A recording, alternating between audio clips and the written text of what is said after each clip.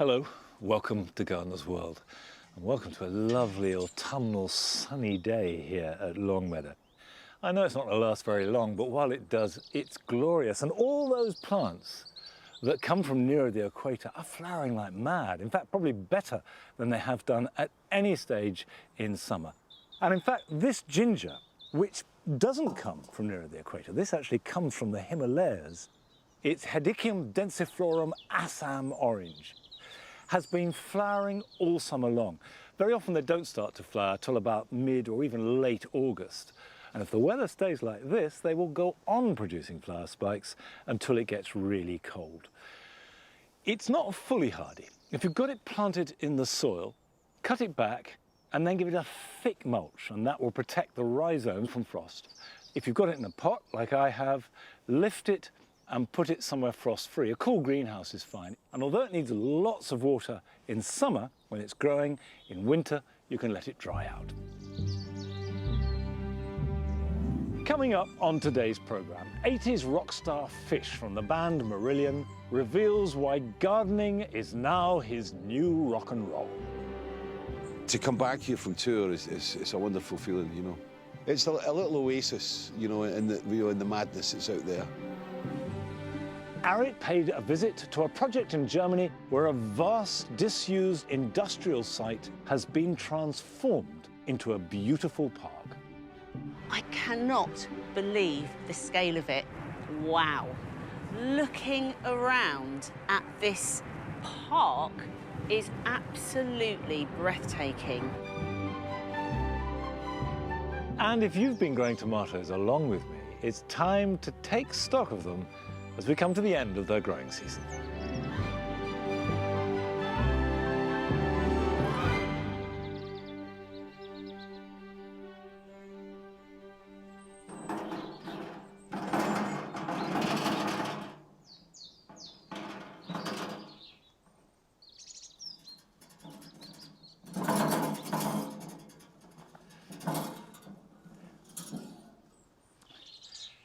October is a surprisingly good time to prune roses, particularly the old-fashioned shrub roses. Now, these are my favourite. The cottage garden is absolutely full of them, and they all do their flowering from late spring to midsummer. So now you can tidy them up. And there are two reasons for doing this. If you look at roses like this, it's very thorny. And actually getting in there to put bulbs or to plant perennials of any kind is a prickly, difficult process. If we cut them back now, we create room for ourselves to work in. And the other reason is for the rose itself, because a big shrub like this, if it gets buffeted by really high winds or has a heavy fall of snow, can be damaged. And it's not really the branches I'm worried about, because they'll regrow. It's the roots. You get root rot. So the top growth acts as a sail, and it can just rock the roots a bit, and it breaks those feeding roots, and that will affect next year's performance. Now, you do not need to go over each stem with a pair of secateurs, agonizing on how you're going to do it. The only tool I'm going to use is that, a good pair of shears. Time to roll up my sleeves and get cracking. Now, this is an Alba, Koningin von Denmark, Queen of Denmark, wonderful pink flowers, and I'm just going to shape it into a dome and take about half the growth off.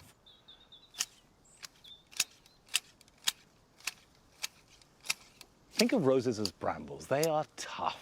And you can see that it's quick, it's easy. That is all I have to do. I'm just cutting back into a neat dome.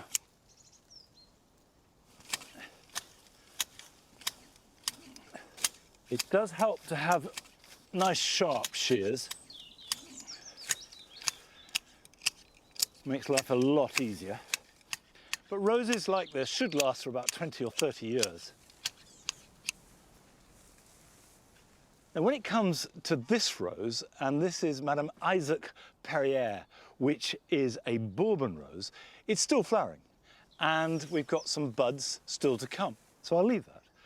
I can wait for as long as it takes until that's finished flowering, and then I can trim that one back.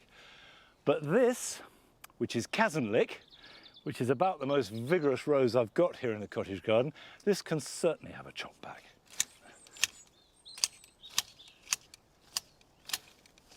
And not least because it means I can get past it without scratching myself.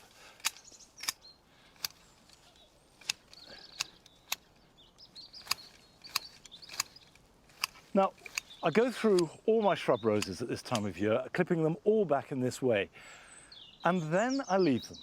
But next March, I will come in and go through each one, just checking to see if there's any damaged growth, anything that is crossing and rubbing, or even any really old stems that can be cut right back to the ground.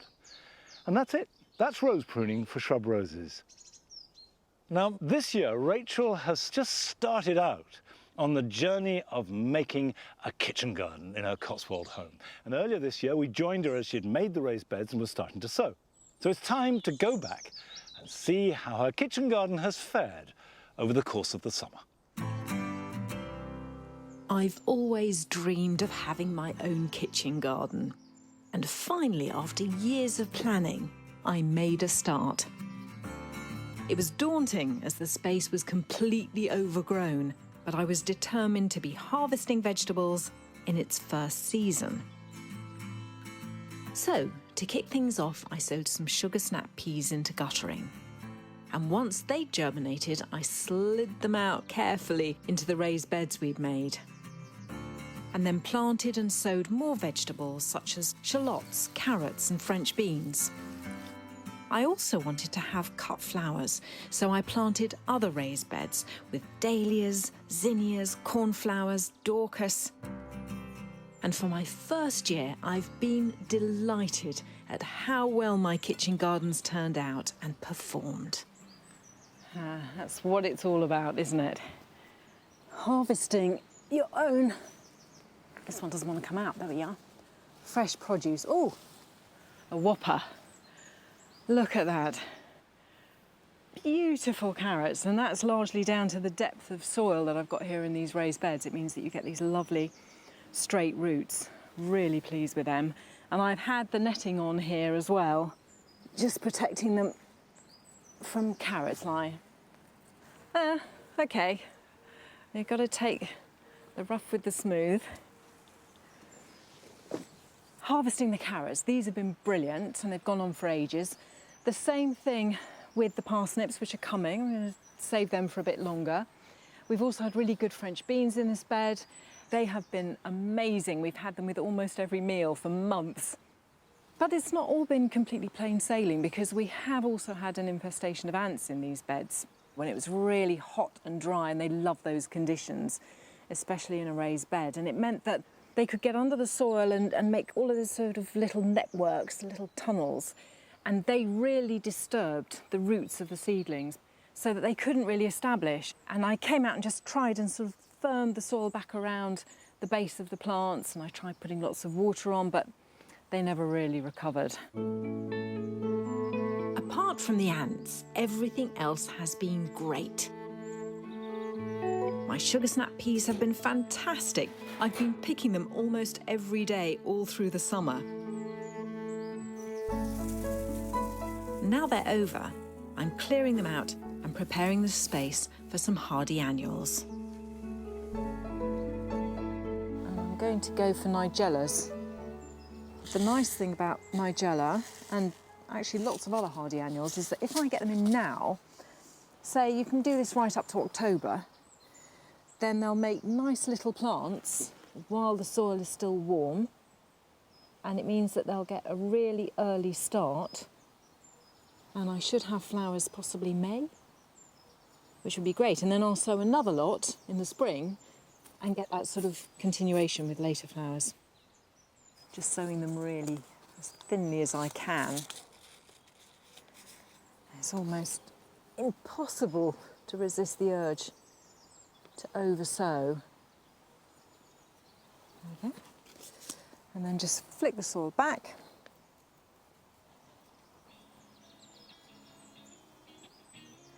Label. With the Nigella sown, now I'm going to have some fun with this year's cut flowers and foliage from around the garden. I'm really pleased with my cut flower beds. They've given me plenty of flowers throughout the summer for the house. Now, when taking cut flowers, try and cut them early in the morning as the plant cells will be really full of water. Then put them straight into a clean bucket of fresh water, somewhere cool for a couple of hours so that they can have a really good drink before arranging. Once I've gathered enough material, all I need is a vase and some chicken wire. I use chicken wire to support the stems instead of synthetic floral foam, as it's more sustainable and can be used again and again. Once the chicken wire is in and the vase is full of water, I need to add a slosh of vinegar. Now, because tap water is slightly alkaline, and alkalinity just increases the bacteria, you know, the sort of slimy end of the stem that you get when the flowers have been in there for a couple of days. Well, something like vinegar or lemon juice, just a slosh of that in there, is going to cut through that, and hopefully we'll have longer lasting stems. I've decided once my lettuces had bolted, I was about to take them out, and then I thought, actually, I quite like those. So I'm going to see if they will work in my arrangement. So I'm just going to push those through. I'm just going to strip off. Obviously, you want to take off any leaves that are going to be below the waterline. Always cut at a 45-degree angle, as this gives a greater surface area for the stems to soak up the water. I'm going to start to build into that a bit more foliage. This is just a sambucus, and I love it for these sort of berries, for the dark colour, which I think is going to bring out that of the dahlias, and I just want it to drape elegantly around the edge of the pot. There we are. I'll start with that. I can always add more. And the other thing that I absolutely love to do is to add herbs, because, you know, you get just this fantastic fragrance as well as it looking good, hopefully. This is rosemary. Now, I think I am going to start adding some flowers. So I'd like to start with some of these amazing dahlias, because they're almost our showstoppers. So we'll put one of these here, because I just think that's beautiful. I'm going to put the other lovely dark red here. And I'm designing this as a real sort of, you know, to be seen from all angles, as if it was on the middle of a table. I'm going to go for this zinnia, which has got quite a long stem. Put it up here in the middle. And then I think this large one. I'll put another of these. Right. Very important to step back and look at it before you carry on. Okay, I'm going to put some of the Dorcas in now, because I think that's just going to be such a lovely sort of melding plant. Sometimes quite nice to have that sort of in and out quality. So rather than everything being at the same level, the same height, allow it to go back and forth. It just makes it more interesting. And I think now it just needs a couple of bits that are going to lift it. I might just try that there. Slightly mad dahlia. The same thing here with this sort of tangerine colour. Right, lastly, I was thinking of putting this scabious in. I'm beginning to wonder, actually, if it's done, does it need that?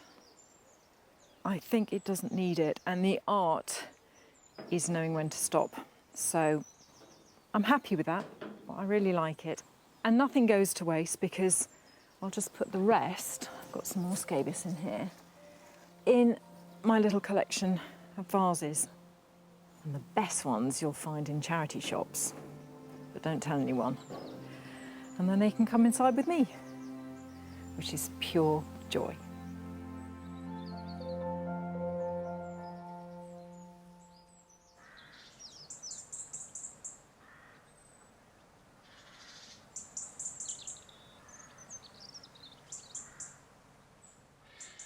Establishing a new veg plot or kitchen garden is always really exciting, and I can see the pleasure that Rachel's getting from it. But who knows, in time that may evolve into a cottage garden. I'll be watching that space.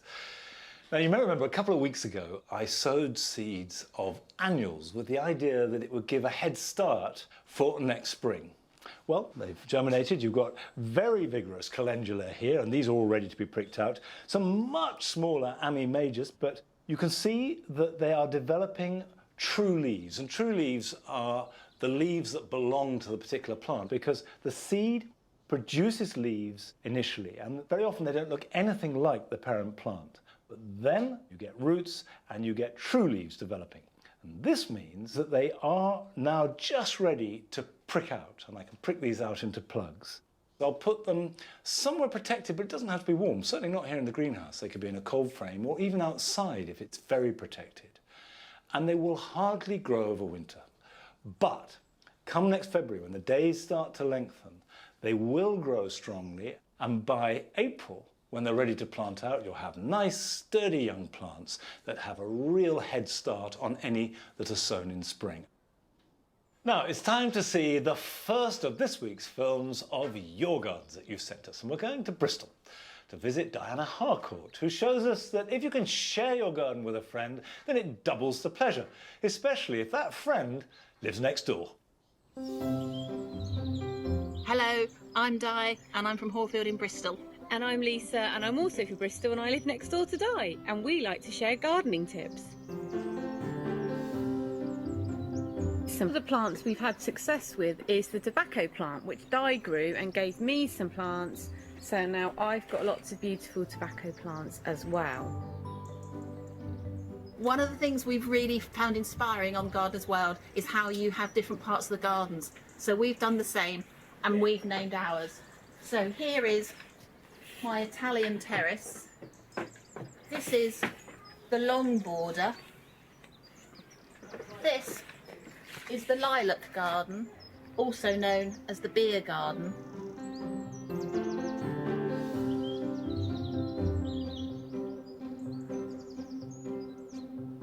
And I've got the short border, and over here I've also got the even shorter border, and I've also made a little water feature which is lovely to try and attract some wildlife to the garden. We both love our gardens, but when you can share your garden with a next door neighbour, then you get double the joy. And it's great at the end of the week that you can enjoy a drink together.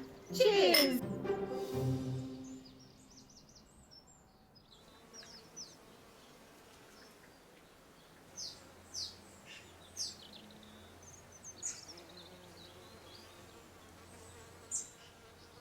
Come on, come on. I like the short border and I love the even shorter border. And Diana and Lisa show that gardens shared are gardens that are much richer for it. Now this year we've had a bumper harvest of figs, and I love figs. And they're not difficult to grow at all. All they need is a warm spot.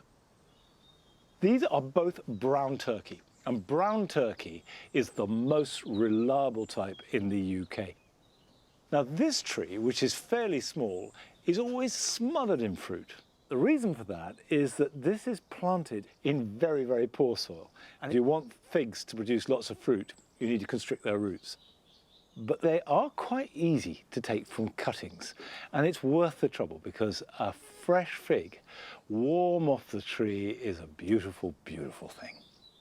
Now, taking cuttings, you want to look for stems that don't have flowers or fruit on them. And what I'm looking for is nice straight growth with some new wood and some old wood. And these are essentially hardwood cuttings. So you can do this any time from now through till Christmas, and that will be absolutely fine. So I'm going to take that there and just cut that. And then this one here. Now, you can see that we have here these typical big fig leaves. You've got new growth here that stops where my fingers are, and then that's last year's growth. Now, you could take the cutting just from the new growth. However, it would be a little bit short. So I'm going to have a little plug of hard growth underneath it. Now we'll just remove most of these leaves because the leaves are going to fall off long before any roots are formed. So they're actually not doing anything at all. So we'll take that off there, and take that off, and that. I've mixed up a really free-draining compost. In fact, I've used vermiculite, in this case, mixed with peat-free coir-based compost. But you could use perlite or grit. But it is important that it's nice and free-draining, because to make roots, the stem that you've cut needs water and oxygen. So by opening it out, it lets the oxygen in. And then once you've got roots and they're growing, that's when they need nutrition. But until they've got roots, they don't need any nutrition at all. Now, you want a nice deep pot. Because I want to sink the cutting right down like that. Now I've put that in the corner, and you can see that that is 90% buried. There's just half an inch sticking out the top, and that's plenty.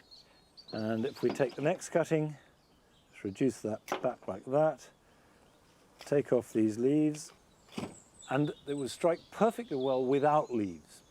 I'm just keeping them on to actually remind me that they are fig cuttings, and they will fall off quite soon. They'll turn yellow and fall off. Right, I'm just going to put 2 in each pot. Now these don't need any special treatment. All they need is protection from the very worst of the weather. A bit of rain or snow or ice is not going to harm them. And the last one will go in the same pot. Take those off. And the roots will start to develop next spring, and when you see new leaves grow, then you know that it's struck. And it should be ready to pot on or plant out even next autumn. Take that off. Even if you've got a very small garden or no garden at all, you can still grow figs in a pot, and as long as they get sunshine, they will give you delicious ripe fruit. I think most of us realise now that growing something edible, fruit, vegetables, herbs, is more than just gardening. It enriches every aspect of our lives. But we've got a chance to revisit the garden of Jane and Tony near York, because they grow so much fruit and vegetables that they are truly self-sufficient.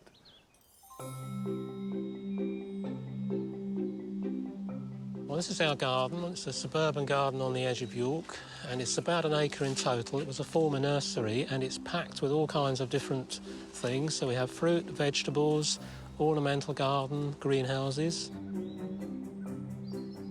Most people who come to visit the garden are amazed at what we've got here. As soon as they come through the gate, they're really surprised at what they see. So we're not Tom and Barbara from The Good Life. We don't have a rotavator-powered trailer. We don't even have a chicken called Starling, although we do have some hens. Come on. But we're not trying to be self-sufficient in the sense of cutting ourselves off from the rest of the world. So we obviously buy food in the normal way, but we don't... not fruit and vegetables. We don't buy fruit and vegetables. Not fruit and vegetables. And we do try and eat seasonally. Yes. But what we do try and do is grow a few new things each year. And I guess over the last 35 odd years, we've probably tried most things that you can grow in an English climate. This is our smallest greenhouse. We grow a range of chilies in here. We've got early jalapeno, we've got Hungarian hot wax, and we've got cayenne peppers as well. We've also got a few melons just ripening in here as well. Melons are a bit of a challenge for us, but we always try. And so this year we've got 2 types. We've got one called Malaga, which is the striped one, and we've got another one whose name escapes me right now. I think it's Sweetheart, isn't it? Is it? I think. I got it. It's Emir or Emir. Emir? How do you Emir. pronounce it? Emir. Emir. OK.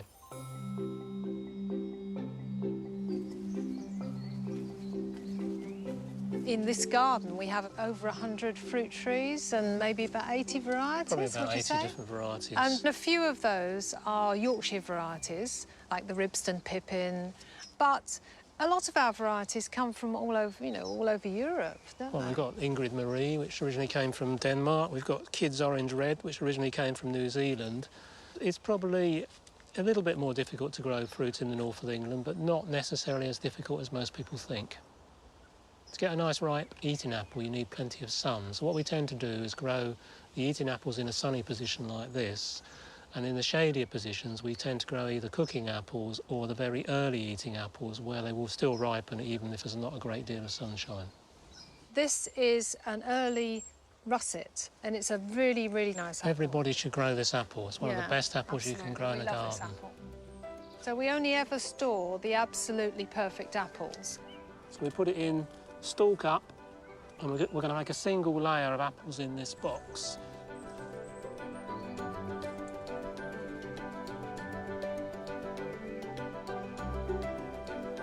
What you essentially need to store apples and pears is you need something fairly dry, but not so dry that the apples will shrivel. You need to avoid frost getting into there, and also you need to avoid mice getting into the store as well. Most apples taste better when they're kept in store for a little while. I think if you've got land, I think you should use it effectively. Some of it's hard work, but it's worth it at the end of the day to be producing our own food.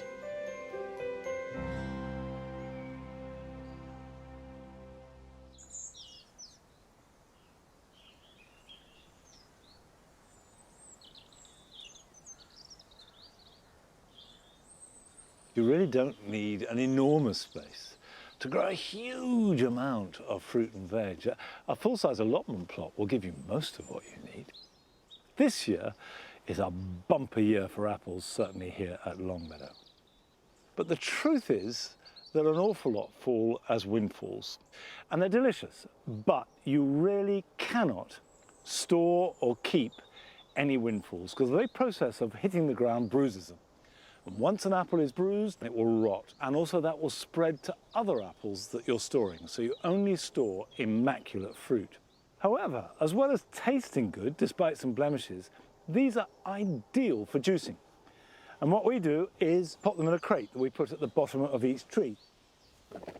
However, if you want to keep them, then you have to hand pick them. And there is a technique to that.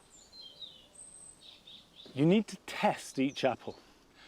And the way to do that is to hold it and slightly twist it and then lift it. And if it comes away in your hand, then it's ready. If it doesn't come away, don't force it. Don't try and yank it off because it's not ripe. And don't drop it into the bucket or the trug or whatever container you've got, but place it because you really want to avoid bruising. So we just twist and lift. Yeah, that's come away beautifully. So these Ribston Pippin should last at least till next April. And it's deeply satisfying to eat an apple in January or February that you've grown, you've seen the blossom in May, you've looked after the tree, and there is that delicious apple to come. Well, it's quite a lot more fruit to pick, so I will do this. But still to come on today's programme. We join Arit on a trip she took to Germany to discover a garden park created on industrial wasteland. But first we join Katie Mabb in Monmouth, who's created a garden that is a haven for hedgehogs. Hi, I'm Katie, I'm from South Wales and welcome to my garden. I live here with my mum, dad, brother and our cat Miv. Mum and dad are the ones who are mainly in charge of the garden, however my input has been making it more hedgehog friendly, and that's what I'm going to be showing you today. First thing most people notice when they come into our garden is the hole in the fence, which is our hedgehog highway, and this allows hedgehogs to come in and out of the garden with ease and use all our other hoggy things. Next we have the hedgehog feeding station, which I actually made out of an old chopping board. We put a bowl of hedgehog food in here every night, and it gives the hedgehog some shelter and protection when it's feeding, and it also stops things such as cats from eating the food. We have some various water points around the garden to allow the hedgehog to drink, and also any other wildlife that visits the garden. Finally we have Hedgehog Corner. Here we have a log and leaf pile to allow the hedgehog to forage. and the hedgehog houses here, which is a brilliant place for hedgehogs to nest or breed, or now as it's coming into autumn, to hibernate. Hedgehogs have recently been classified as vulnerable to extinction, so it's now more important than ever to help them. One of my favourite things is going out in the morning to see what wildlife our cameras have captured, and it's just really exciting to see the animals enjoying the garden as much as we do.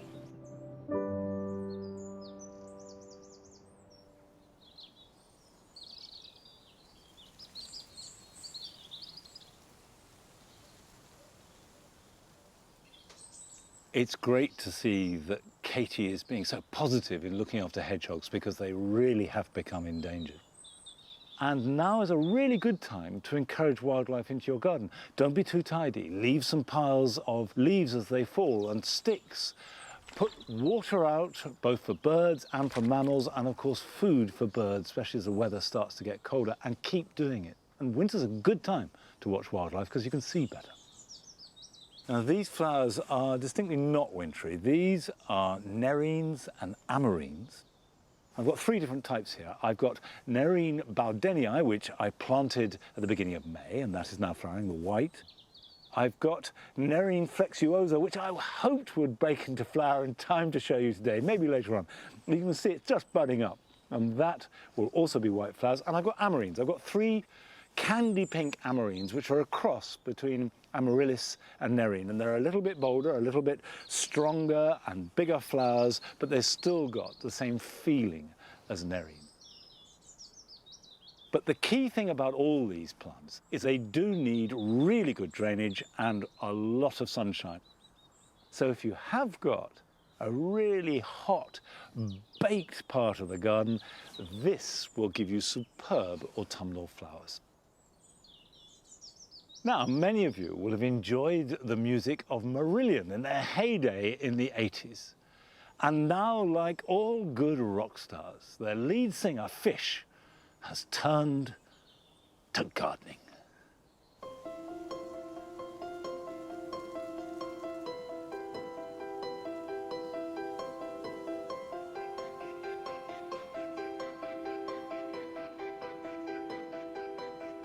I was involved in Marillion for 4 albums.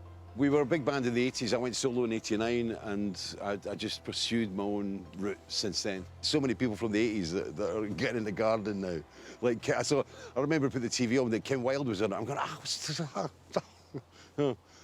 yeah, it's the new rock and roll. That's what they said. That's the cliche. Gardening, the new rock and roll. East Lothian's such a beautiful place, and it's kind of nestled between the sea and the Lammermuir Hills, so it's relatively protected. It was always known as kind of the Garden of Edinburgh because a lot of the produce here went up to the city that's only, 20 minutes or so away. The climate is wonderful. You get enough rain, but, we do park in the sunshine quite a lot. I'm not an expert gardener by any stretch of the imagination. I picked it up by accident. I was never a gardener. I started off in forestry, and I think there must have been something imprinted on my DNA from that time. And when I got the chance to design it, I jumped at it. It's wild. It's not manicured, and I like it like that. I buy things, and he goes, that looks great, stick it in the ground, label it, and then you lose the label. A year later, can't remember what it is, and 2 years later, it's gone mad. This is a Phormium, a New Zealand Phormium. One of the first plants I put in. I bought them when they were about that size, and they're now, that's kicking around 2 meters. I didn't realize it was going to grow that big. And when these spikes came out, I thought there was something wrong with it. I thought it was dying. And then I found out this is what's supposed to happen. And they're beautiful. And every year they come out, they just amaze me. To come back here from tour is a wonderful feeling, When the bus parks up and you step off, and you get back here, it's a great feeling.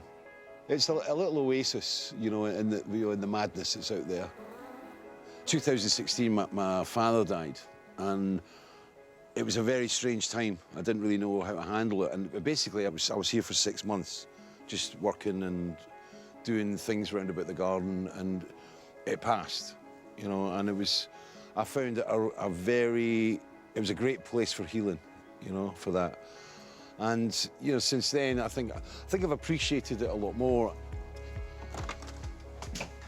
There's a kind of resonance that goes on between the garden and the music now. And because, you know, we record here in the studio, you know, you basically go through a doorway and you're in the garden. It's wonderful to be able to do that. As a lyricist, you know, you're struggling, you hit a wall, you get blocked, and, you know, you need to take a step back just to potter away at something, do a bit of weeding or a bit of pruning, or you free up that side of your head that's locked off in the problem. And then suddenly, you know, the impasse is breached and you're through and you know, you're running into the studio going, ah, I have it now, I know exactly what to do with it now.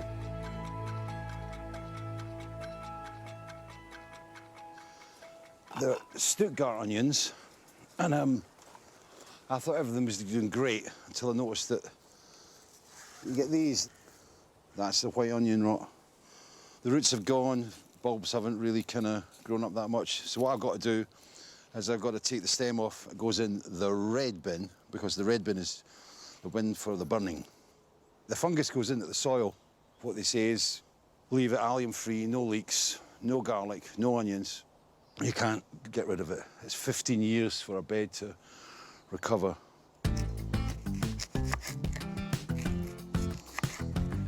A lot of it is it's trial and error. And sometimes you have disappointment, sometimes, you know, you stand back in amazement. We're mad about chilies. My wife and I were crazy about chilies. And chilies and peppers range all along here, Scotch bonnets. All up here, jalapenos.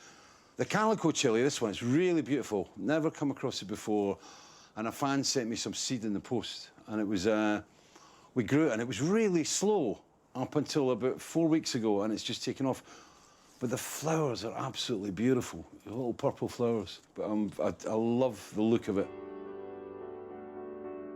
These are my favourites, the golden ghosts. That sprinkled, you get sprinkled in everything. It's a nice bit of heat, lovely. I wanted to make it as organic as possible.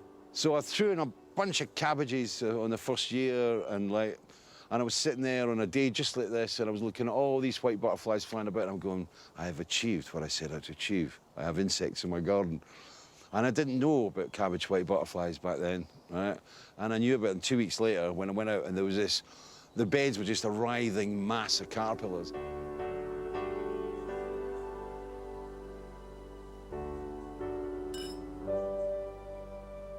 My wife and I, Simona, we were debating over, you know, do we live in Scotland, do we live in Germany? But we had to make the decision. It was the garden that actually swung it. But, I mean, she's brilliant with the herbs, and that's something we really want to build on. And having a herbalist in the house is a pretty positive thing.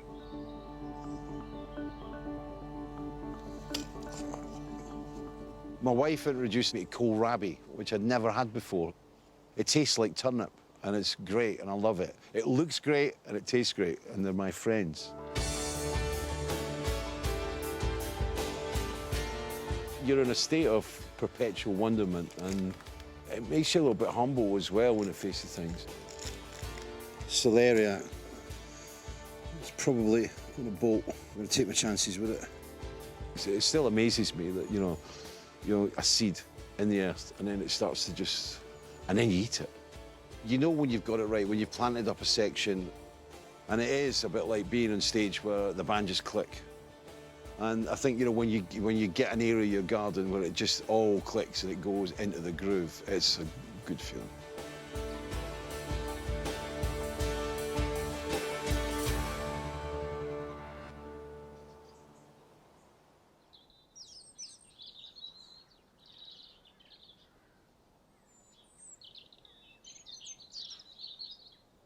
I love the way that Fish is clearly getting so much pleasure from the garden. Gardening is not an exam. It's not about trying to show how much you know about horticulture, but just making a lovely place and making your life better for it. That is the secret of good gardening. Now, I hope I'm going to make good gardening with this pot because it's very much bulb planting time. Now is a great time to plant any bulbs except for tulips. Don't plant tulips now, wait till November and December. Now, I've got some bulbs here that I've never grown before. It's an iris, Iris hollandica. The particular variety I've got, which is red ember, grows to about 2 foot tall, and the earliest it's going to flower is mid-May and go well on into June. And it needs really good drainage, and that's why I'm growing it in a pot, because I can't give it really good drainage in a border. It's got a hole in the bottom for drainage, and I've got a crock which will stop the compost falling out. I've mixed up a really gritty compost mix. Just buy a non-peat based compost, mix it at least 1/3 in volume, and it can be as much as 50-50 with grit, and that will do the job beautifully. If you've got sandy soil or chalky soil, you grow on limestone, then sure, plant the bulbs directly outside. That's plenty of compost in there, because whether they're in a pot or outside, you want to plant them about 4 inches deep, and I will space them about a couple of inches apart, in other words, quite close together. Obviously remember, pointy end up, and then just place them in the pot. Now, when I'm growing quite a few bulbs in the pot, what I do is I start and go around the outside and just make concentric circles.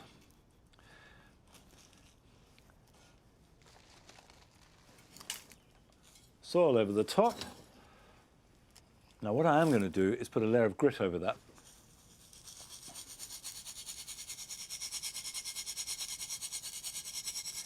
That's enough. It's pretty much cosmetic, but I like it. The perfect place to put these bulbs is to water them thoroughly and then put them in a cold frame that has a glass covering but open sides. They need some cold. That will trigger flowering. But if you don't have that, just tuck them away so that they get all the cold weather but not too much rain. And if it does get really wet, like it did last winter, you may need to put them under cover. Now we go from next summer's jewel-like flowers to heavy industry, because we got the chance to pay another visit with Arit to the Ruhr Valley, where she went to see a huge and ambitious garden made in amongst the remains of an abandoned steelworks. In the UK, we're used to seeing abandoned and industrial buildings and factories in our cities and countryside no longer relevant and left to decay. With green spaces more precious than ever, I was excited to hear about a revolutionary idea that is embracing these remnants of our past, placing them centre stage once more, and crucially, developing new parks and gardens around them, bringing nature closer to us. I've come to Germany to find a place that has inspired designers around the world and has become a benchmark for regeneration and how we can create spaces that allow nature to merge into our built environments. This is Landschaftspark Duisburg Nord, in Germany's industrial heartland, the Ruhr Valley. Opened 25 years ago, it's a public park that was built on the old decaying ironworks. With its woodland and gardens stretching across 400 acres of land, it's home to over 700 species of plants.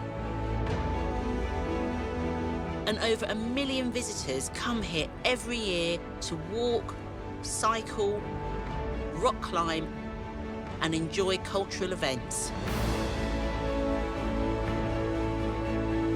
I cannot believe the scale of it. Wow. Looking around at this park is absolutely breathtaking. Everywhere you look, there are trees and greenery, but sprinkled in amongst that, there's walking paths and the canal and bike routes. But rising up right in the middle are these blast furnaces. They absolutely dominate this space. The Thyssen Ironworks operated between 1901 and 1985, providing employment for 2,300 workers at any one time.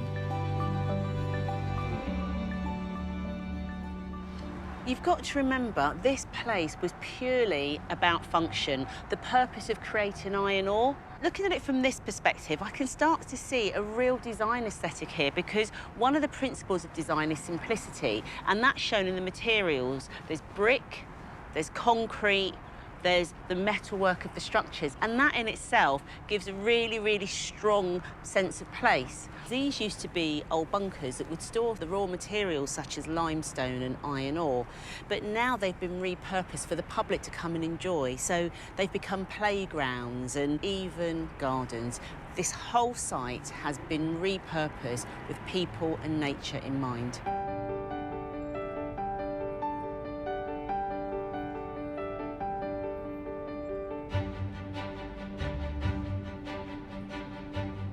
Now, these smaller bunkers have been put to such good use, I feel, because they're actually like mini walled gardens. And I really love how, because they're south-facing, they've been given this Mediterranean planting feel. So things like the Santolina smiling at me, and the lavender and the Gower in the breeze. I mean, from this platform, it's a beautiful viewing station because you can't actually get into these ones. But I do know that the volunteers come up here and really enjoy working through these spaces.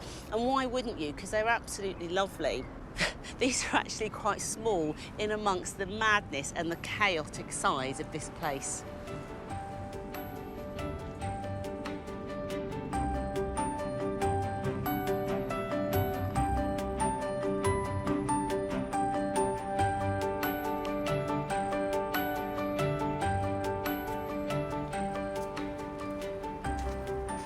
This is one that you can come in and enter. And it's actually the closest to what we'd know as a traditional garden, with its yew hedging and the layout of the hydrangeas. It's very much like a parterre garden. It's got a strong form which sits well within the landscape, but it has a seat. And I think that it enables you to come in, sit down, and just contemplate the whole space.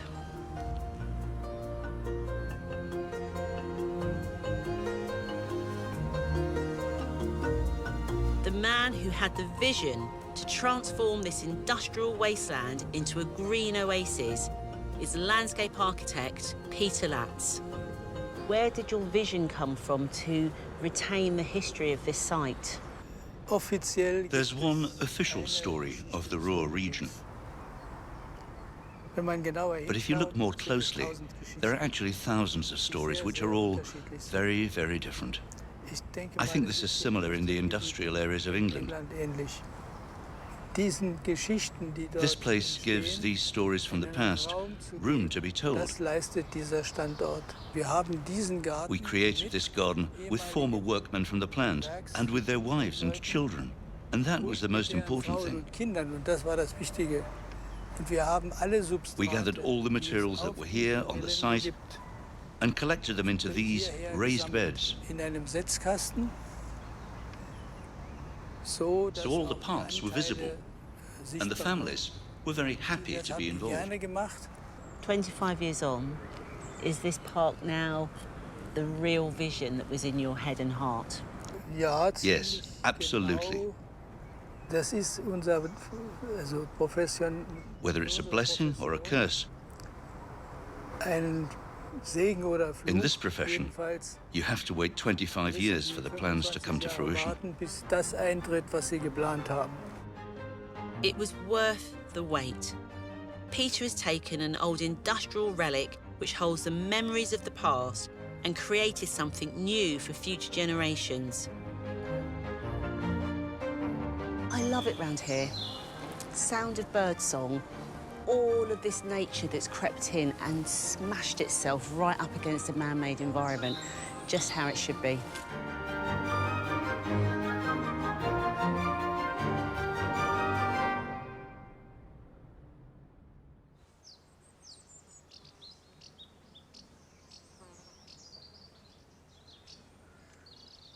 I think that's really exciting. I love it. The scale and the ambition is completely inspiring. And I've never believed that anything is too big or too imaginative to be irrelevant to even the smallest garden. It's wonderful. Now, my outdoor tomatoes, which I hope you've been growing along with me, have done really well and I'm very happy with them. But in the last couple of days, they've been struck by tomato blight. Do you see on these fruits how they are shriveled and brown and look as though they're rotting? And you can see it on foliage, where you get these chocolate stains that very quickly spread. They will affect all the leaves, kill them off, and there's been a lot of it about this year, and it's down to the weather. The combination of high humidity and high temperatures means the fungus can spread. The good news is it's at the back end of the year. It's when they get blight just as the fruits are forming, that's when it's disastrous.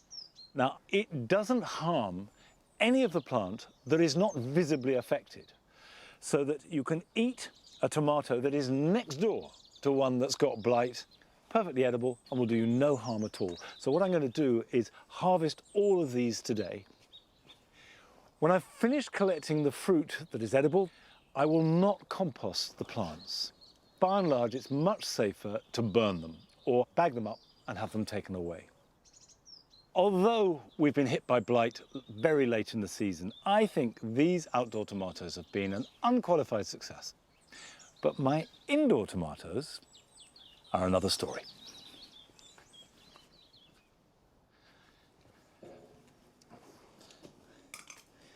I've grown tomatoes in greenhouses and polytunnels all my life with real success until last year. Because last year, like this year, they have been extremely disappointing. And the seeds aren't different, the compost mix isn't different, the watering's the same, the feeding regime is the same. But I have thought this through, and I think there are two elements that have changed. The first affects us all, and that's climate change. Because for the past few years, and this is becoming a trend, June and July might be dry, they might even be warm, but they're not terribly sunny. Here at Longmeadow, we've had day after day of rather overcast weather, and they're not getting the sunshine they need when they need it. Now, to compound matters, I'm growing them with a vine, blocking out the light. And of course, the vine has been getting bigger year on year. I only planted it about 5 or 6 years ago. So these poor tomatoes are being starved of light. Anyway, it's time to clear them, but do you know, I don't think I am going to be growing tomatoes in this greenhouse again. Well, that's rather a downbeat ending to my tomato year, although let's not forget that the outdoor ones are still really good. And we've been sent a film by Harry Cortelaris, and there is no question that his tomatoes are absolutely superb. Welcome to our garden in Hillingdon in West London. I just thought I'd like to share with you the success I've had with tomatoes this year. So this is how we planted the tomatoes originally. So I've dug a hole, put a piece of string here, and then imagine this is the tomato, goes in and fill it in. And then we use this string to loop around the plant to the support as it grows. Just keep turning it around until you reach the top of your support here, and then I use pegs to hold it up. I use these plastic cartons to water the roots directly, and when I feed, I just pour the feed directly onto the soil. Also, what I do is let a side shoot come up after the first truss is formed, so I end up with double the amount of tomatoes, which is great. In fact, I love tomatoes so much, I built this pizza oven so we could dry them out. Here's some we prepared earlier. Last year I had the idea that the patio was the sunniest part of our garden, so I built this structure to support some more tomatoes, but we had to put a lot more strings up here with using a lot more pegs. So Veronica, my wife, was really a bit upset with all of the clothes pegs disappearing from her basket.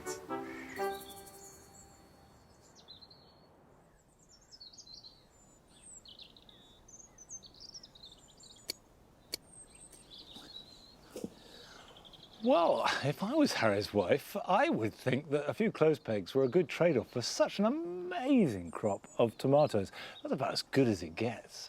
And if you want to send us a film of your garden and share your story with us, there is still time and we'd love to hear from you. Now, I'm cutting back some of the herbs. This is marjoram, and you can see that it's grown and flopped hugely. And underneath the flop, there are other plants, there's thyme, there's sage, which hate sitting in wet conditions. So with marjoram, cut it back to the ground. Right, this is a job which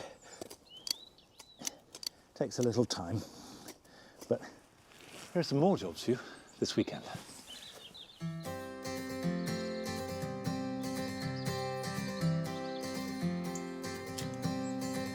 You can collect the seeds of many plants, but it's always best to go for those that are thriving in your garden. And climbing beans are amongst the easiest. Take off the dried pods and either keep them entire or remove the beans and store them somewhere cool, dark and dry over the winter months.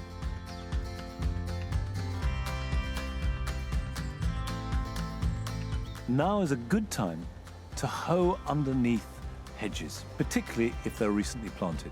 This will mean they'll go into winter weed-free and also leaves the ground clear for planting bulbs. And then when they appear in spring, they won't have any competition.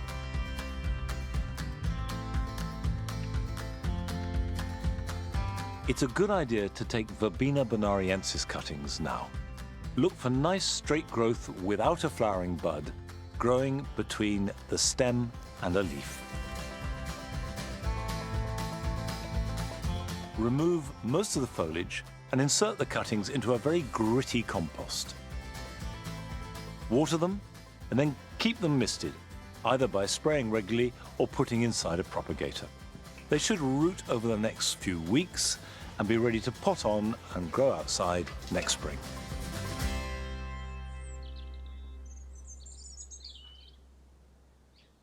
October is always a busy time because this is the beginning of the gardener's year. This is when we really start all the work to make sure that next year's performance is as good as it can be. And it always astonishes me, the amount of growth that we get each year. The cannas and the bananas and the cosmos and the sunflowers are 6, 8, 10 foot tall. And all that coming from nothing, because by February, there will be nothing here. It'll be a completely blank canvas. And I find that really encouraging, that in the middle of the bleakest time of winter, I know that underground is all this great surge of potential growth that will come through. But I'm afraid there's no more to come through on today's programme. That's it. We'll be back at 9 o'clock next week, and I'll see you then.